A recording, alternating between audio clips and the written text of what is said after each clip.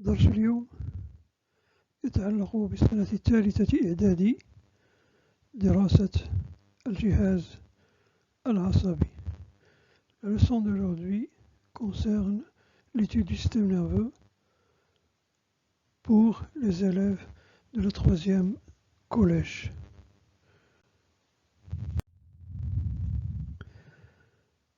يتعلق الأمر بدراسة وظائف الربط، والجهاز العصبي هو الوسيلة التي بها يتم الربط بين الوسط الخارجي وبين الإنسان. On va étudier les fonctions de relation, la relation entre le cerveau humain et le milieu extérieur. نبدأ بمقدمة. يتلقى الجسم إشارات متعددة ومتنوعة من الوسط الخارجي وأخرى من داخل الجسم تنتج ردود أفعال وسلوكات معينة. إذن تلقي الإشارات أولا ثم ردود الأفعال ثانيا حسب الإشارات التي تلقاها، والهدف منها إدماج الجسم في وسط عيشه والتعامل مع مختلف مكوناته. سنجيب على الأسئلة التالية: كيف يستقبل الجسم هذه الإشارات الداخلية والخارجية؟ ثانيا، ما الأسلوب الذي يدير به الجهاز العصبي نوازل هذه الإشارات؟ وثالثا، ما هي البنيات الشرحية المتدخلة في كل هذه الأنشطة العصبية؟ وأخيرا، ما هي السبل والوسائل التي تمكننا من الحفاظ على جهازنا العصبي؟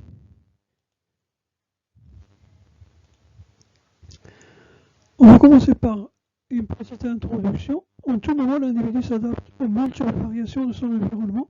Il est averti de ces changements par ses sens.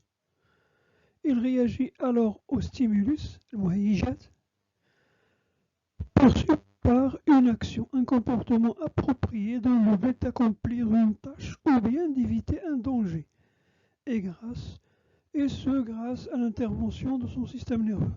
Donc le système nerveux intervient dans le milieu après avoir eu un certain nombre d'informations sur ce milieu à travers ces organes de sens qu'on va étudier dans ce chapitre. On va essayer de répondre aux questions suivantes. Comment le système nerveux perçoit-il les informations depuis notre milieu? Comment la sensibilité consciente se traduit-elle par une motricité volontaire ou involontaire? La sensibilité qui représente pour nous la leçon d'aujourd'hui. Quels sont les organes intervenant dans chacune de ces activités nerveuses? Et quelle est leur structure? Comment protéger notre système nerveux?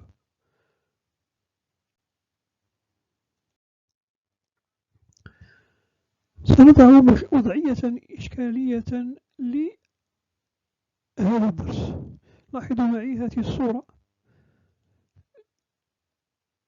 شربت رائحة زهرة فمددت يدك لقطفها وإذا بها تستوي على أشواك وأخذت إبهامك فسحبت يدك بسرعة. نلاحظ إذا من خلال هذه أو هذا النص الصغير مجموعة من السلوكات التي فيها أولا شم الزهرة ثم مد اليد لقطفها وأخيرا السحب الذي نتج عن الوخز. 3 سلوكات سنحاول أن نوضح طبعا العلاقة بينها وعلاقتها بالجهاز العصبي. La situation problème qui va être le cadre de l'étude de cette leçon consiste dans l'exemple suivant. Vous avez senti l'odeur d'une fleur et vous avez tendu la main pour l'accueillir. Mais il contenait des épines ayant piqué votre pouce, alors vous avez rapidement retiré votre main. Donc on a ici 3 comportements. 3 comportements: sentir l'odeur, tendre la main pour cueillir bien sûr la fleur et finalement retirer la main après avoir été piqué par les épines de la fleur. On va essayer de comprendre la relation qu'il y a entre ces comportements, leur nature et leur relation avec notre système nerveux.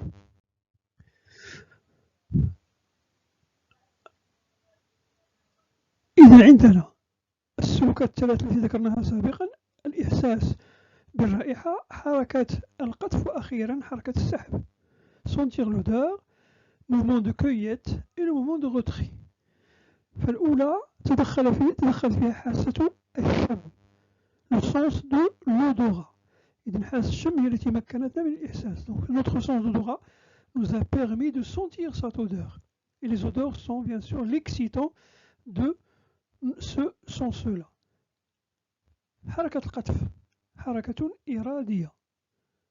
C'est un mouvement volontaire. C'est nous-mêmes qui ont décidé de le faire.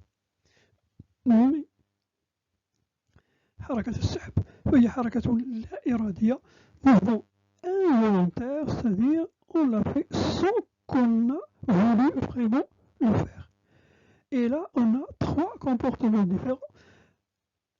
Le premier, la sensibilité consciente, le deuxième, mouvement volontaire, le troisième, mouvement involontaire, ou ce qu'on appelle aussi mouvement réflexe. عندنا ثلاث سلوكات مختلفة: حساسية شعورية في حالة الشم، التحرك الإرادية في حالة محاولة القطف، والتحركية اللا إرادية في حالة السحب. وهذه تمكننا طبعا من تحديد ثلاث دروس. الدرس الأول سيتعلق بالحساسية الشعورية. Le premier chapitre concernera la sensibilité consciente. Le deuxième chapitre ce sera l'étude des mouvements volontaires وهو الدرس الثاني التحركية الإرادية. والدرس الثالث سيتعلق بالتحركية اللا إرادية أو الانعكاس.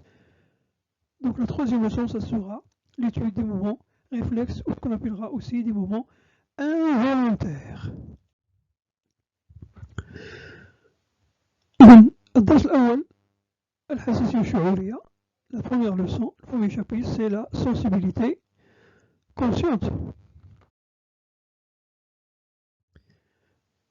Alors regardez, ici on présente les 5 organes de sens. Le oui qui permet d'écouter, la vision qui permet de voir, le goût qui permet de goûter, l'odorat qui permet de sentir les odeurs, le toucher qui permet bien sûr de savoir la nature des éléments touchés. إذا عندنا حواسنا الخمس: السمع والبصر والذوق والشم واللمس، كلها تعطي إشارات ومعلومات إلى الجهاز العصبي. إذا يعيش الإنسان حواس غريب من بها مختلفة والتي تدخلها في حواسه الخمس. الحواس الخمس تعتبر هي مصدر المعلومات الأساسي من الوسط الخارجي إلى الدماغ. Donc, l'homme va dans un milieu riche en stimulus, les excitants, c'est-à-dire المهيجات différents, qu'il perçoit à travers ces 5 organes de sens. Ce sont les organes de sens, donc les organes de sens qui nous permettent d'avoir un certain nombre d'informations sur le milieu. Bon.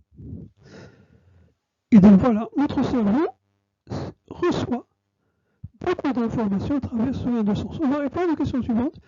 Alors, أولا تحديد طبيعة المعلومات المحصلة من كل حاسة، نوعية المعلومات التي تأتينا من كل حاسة. On va essayer de comprendre et de définir la nature de l'information appropriée ou apportée par chacun des sens. Et on va essayer aussi, d'autre part, de déterminer le rôle du cerveau vis-à-vis de ces informations. Le comportement du cerveau à travers vis-à-vis de ces informations. إذا سنحاول في المرحلة الثانية تحديد دور الدماغ فيما يتعلق بهذه المعلومات. لاحظوا معي هنا نحدد كل حاسة نحدد لها المهيجات المناسبة لها. بالنسبة لحاسة الإبصار فهناك الألوان والضوء هي التي يؤثر عليها. بالنسبة لحاسة الذوق فهناك مذاق المواد المأكولة مثلا ولا المتذوقة كالحلو والمر والحار. بالنسبة للروائح هناك الروائح الزكية والروائح الغير زكية. بالنسبة للجلد فهناك الناعم والخشن. بالنسبة للسمع هناك أنواع من الأصوات المختلفة التي تهيج. إذا تلاحظ كل حاسة لها مهيج خاص بها. Chaque organe a ces excitants appropriés qui sont compatibles avec ce sens. On prendra l'exemple de la vision. la vision, il est excité par la lumière, les couleurs. Le sens du goût. Alors on a des goûts différents qui excitent, les matières sucrées, amères, ou les éléments piquants. Pour les odeurs aussi, pour le toucher, pour l'ouïe, on a les sons, les différents types de sons qui peuvent exciter ces organes. Alors on résume ce qu'on a dit.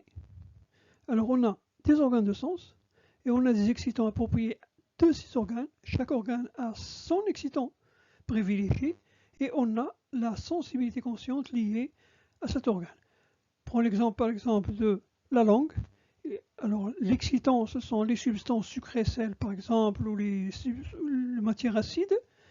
La sensibilité consciente s'appelle le goût. إذا عندنا هنا ملخص لأعضاء الحس الخمسة والمهيج المناسب لكل واحد منها وكذلك نوع الحساسية الشعورية. إذا أخذنا كمثال الأذن مثلا، المهيج هو الصوت أو الأصوات، وتسمى الحساسية الشعورية بالسمع، وهكذا ذلك بالنسبة للحالات الأخرى.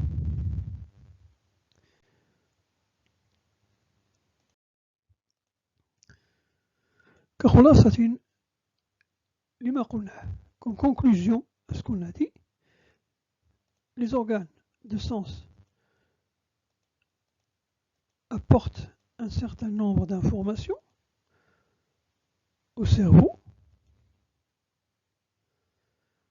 Donc le cerveau perçoit diverses informations sur le milieu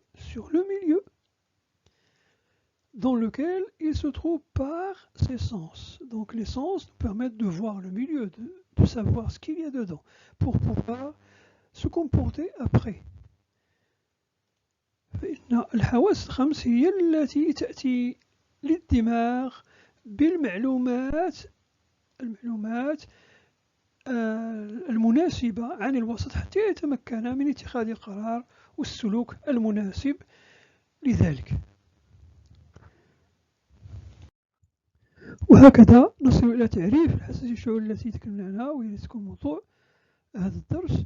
هي النشاط العصبي. الحساسية هي عبارة عن نشاط عصبي الذي يمكن الإنسان من إدراك واستقبال عدة إحساسات صادرة من المحيط الخارجي، الأصوات، الأضواء، الألوان إلى غيرها، وأخرى تصدر من داخله كألم الرأس وألم الأمعاء، وذلك حسب تخصص كل حاسة.